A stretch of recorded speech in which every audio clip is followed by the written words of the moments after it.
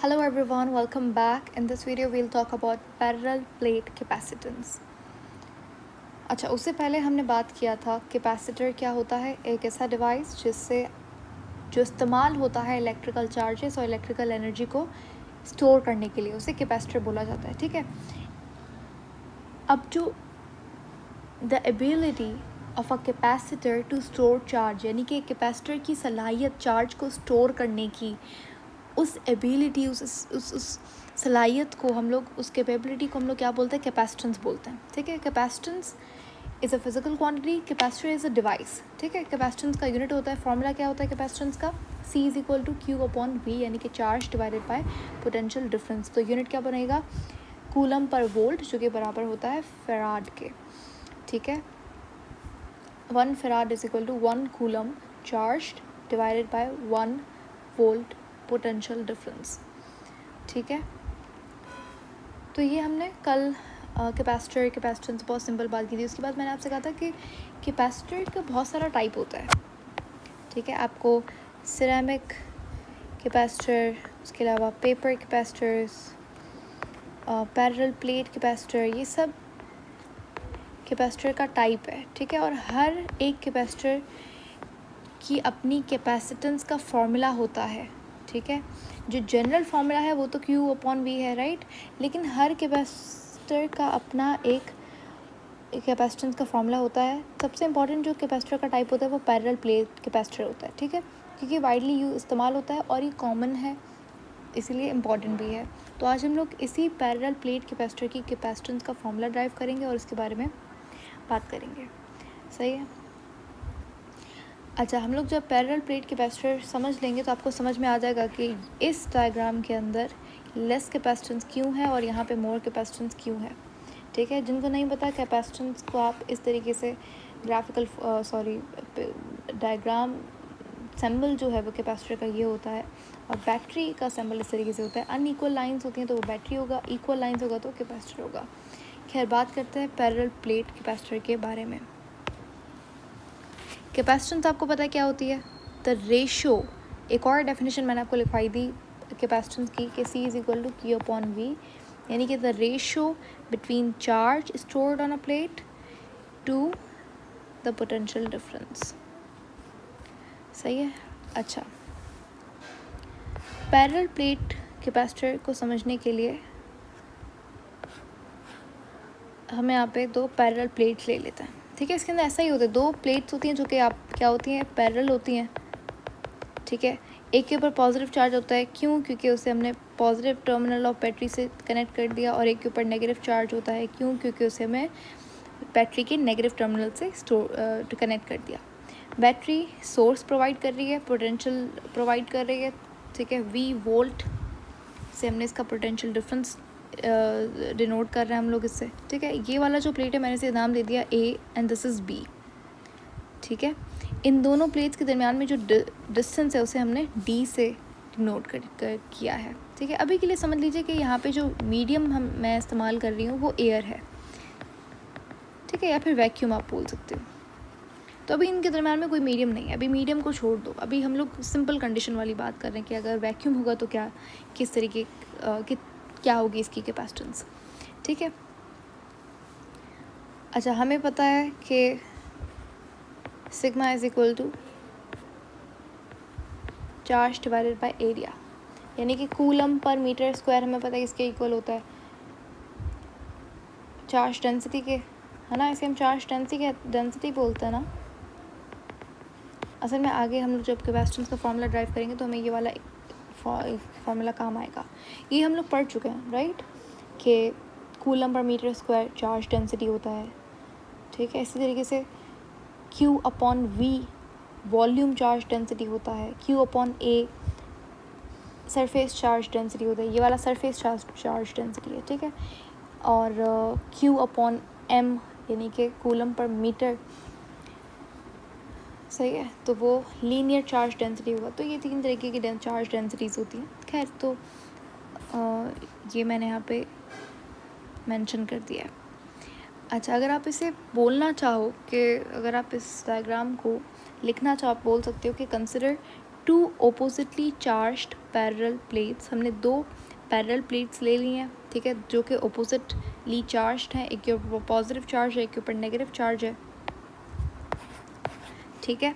इन दोनों के दरमियान में जो डिस्टेंस है वो d है, यानी कि separated by a very small distance d, ठीक है। जो पॉजिटिव प्लेट है it's connected to the positive terminal of the battery, while the negative plate of the capacitor is connected to the negative terminal of battery and store negative charge. ये वाला positive charge store करेगा, ये negative charge store करेगा। ये है हमारी diagram parallel plate capacitor की, सही है। अब हमें अगर मालूम करना है कैपेसिटेंस का फॉर्मूला, पैरेलल प्लेट कैपेसिटेंस का, पैरेलल प्लेट कैपेसिटर है उसकी कैपेसिटेंस का फॉर्मूला फाइंड करते हैं। सबसे पहले we know that Q directly proportional होता है V के, राइट, ये तो हम लोग पढ़ चुके हैं, Q is equal to CV, है ना। अगर मुझे कैपेसिटेंस फाइंड करनी है तो Q अपॉन V हो जाएगा। अब वी नो दैट यहाँ पे इस फॉर्मूले के अंदर मैंने लिखा कि charge density is equal to Q upon A, charge divided by area. अगर मैं इस फॉर्मूले से चार्ज की वैल्यू फाइंड करना चाहूँ तो ये हो जाएगा Q is equal to sigma into A, ठीक है, ये इक्वेशन 1 है। तो ये वाला वैल्यू जो है, put this value in equation 1, तो ये हो जाएगा C इज इक्वल टू, ये जो आप देख रहे हो ना 6 लग रहा है, लेकिन ये 6 नहीं है, सिग्मा है, कुछ इस तरीके से बना हुआ है, ठीक है। तो मैं इसे इस तरीके से बनाती हूँ, ये 6 नहीं है, ये सिग्मा है,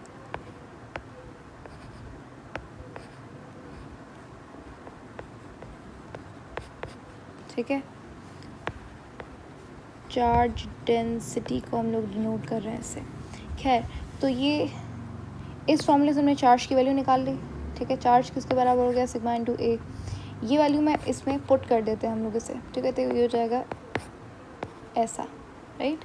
ये हो गई इक्वेशन नंबर 2।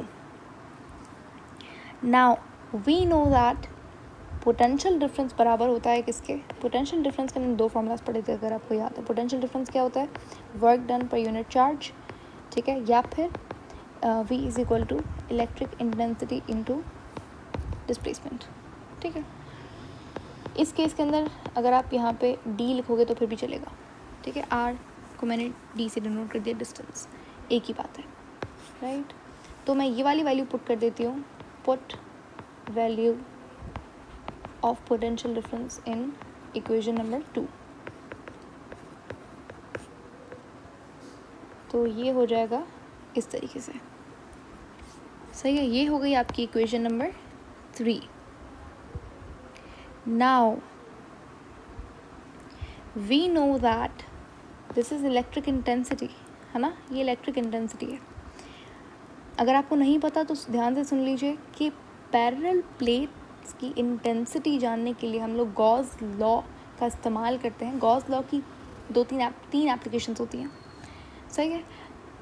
तो उसकी थर्ड एप्लीकेशन और may be second, I am not sure, one of the applications में हम लोग पढ़ते हैं कि 2 अगर पैरेलल प्लेट्स हैं उनके दरमियान में अगर इलेक्ट्रिक इंटेंसिटी है तो आप कैसे फाइंड करोगे। तो इन दोनों के दरमियान में इलेक्ट्रिक इंटेंसिटी बराबर होती है सिग्मा अपॉन एप्सिलॉन नॉट के, ठीक है। और ये सिग्मा क्या है, ये सिग्मा यही चार्ज डेंसिटी है, Q अपॉन A, राइट। तो आप ये फॉर्मूला यहाँ पे पुट कर दो। हमने ये वाला इलेक्ट्रिक इंटेंसिटी का फॉर्मूला क्यों लिया, इलेक्ट्रिक इंटेंसिटी की तो बड़े सारे फॉर्मूले होते हैं। Electric intensity is equal to force per unit charge, या फिर electric intensity is equal to KQ upon R square. हमने ये फार्मूला क्यों लिया, ये फार्मूला हम लोग इसलिए ले रहे हैं क्योंकि हमें पैरेलल प्लेट, देखो पैरेलल प्लेट कैपेसिटर के अंदर क्या है, 2 पैरेलल प्लेट्स हैं, ठीक है।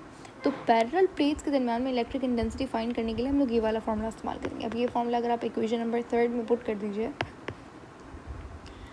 तो इलेक्ट्रिक इंटेंसिटी का फार्मूला पुट कर रहे हैं, राइट, हम लोग, सही है।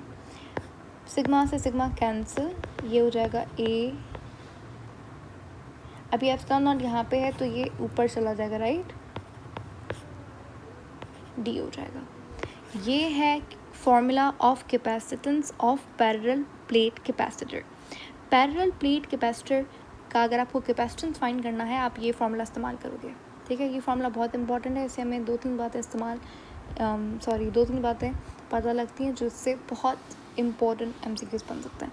अच्छा, तो ये कैपेसिटेंस है, दिस इज कैपेसिटेंस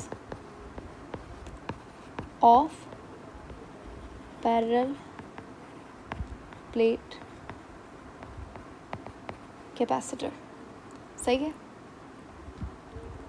अच्छा, ये याद रखिएगा, यहाँ पे जो बात हो रही है ना, ये वैक्यूम की हो रही है, फ्री स्पेस की हो रही है। ठीक है, वैक्यूम की बात हो रही है, यानी कि या फिर एयर बोल सकते हो। लेकिन अगर मुझे पता लगाना है कि अगर पैरेलल प्लेट कैपेसिटर के दरम्यान में अगर मैं कोई डाइलेक्ट्रिक रख दूँ, कोई मीडियम रख दूँ, तो फिर आप फॉर्मूले में क्या चेंज करोगे? कुछ भी नहीं, बस A epsilon not epsilon R लगा दीजिए अपॉन D। कूलम्स लॉ में भी तो हम लोग यही करते थे, है ना? जब मीडियम होता था हम लोग एप्सिलॉन R लगा देते थे, रिलेटिव परमिटिविटी लगा देते। हर मीडियम का अपना रिलेटिव परमिटिविटी होता है। The smallest value of ER is 1, that is of vacuum and air. ये कुछ इंपॉर्टेंट पॉइंट्स है ER के हवाले से। ठीक है, E नॉट तो सबको पता है, एप्सिलॉन नॉट होता है। Epsilon naught free space, vacuum, air, इन सब का सेम होता है।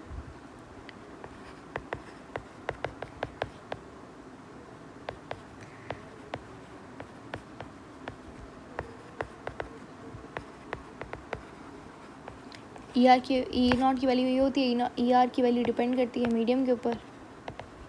ठीक है, तो ये बातें हम लोग कर चुके हैं। तो ये आपका फार्मूला निकल गया, बहुत इंपॉर्टेंट है, याद रखिएगा। अगर पैरेलल प्लेट कैपेसिटर आपको दिया हुआ है और बोल रहा है कि इसकी कैपेसिटेंस निकालिए, तो आप ये फार्मूला इस्तेमाल करेंगे। अब कुछ इंपॉर्टेंट पॉइंट सुन लीजिए यहाँ पे, याद रखिएगा। द कैपेसिटेंस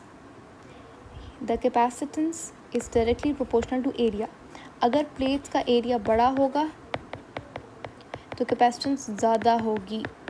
ठीक है, capacitance is directly proportional to E naught छोड़ो ER, यानी कि मीडियम, मटेरियल ऑफ मीडियम। सही है, यानी कि अगर डाइलेक्ट्रिक होगा कैपेसिटर के बीच में, जितना ज़्यादा डाइलेक्ट्रिक होगा, जितना ज़्यादा अगर आप मीडियम दो प्लेट्स के दरम्यान में जितना ज़्यादा आई मीन कि अगर आप मीडियम कुछ रखते हो, जितनी ज़्यादा ER की वैल्यू होगी उतनी ज़्यादा कैपेसिटेंस होगी। सही है, जबकि कूलम्स लॉ में उल्टा होता था, अगर आप मीडियम रखते हो तो कूलम्स लॉ डिक्रीज़ होती है।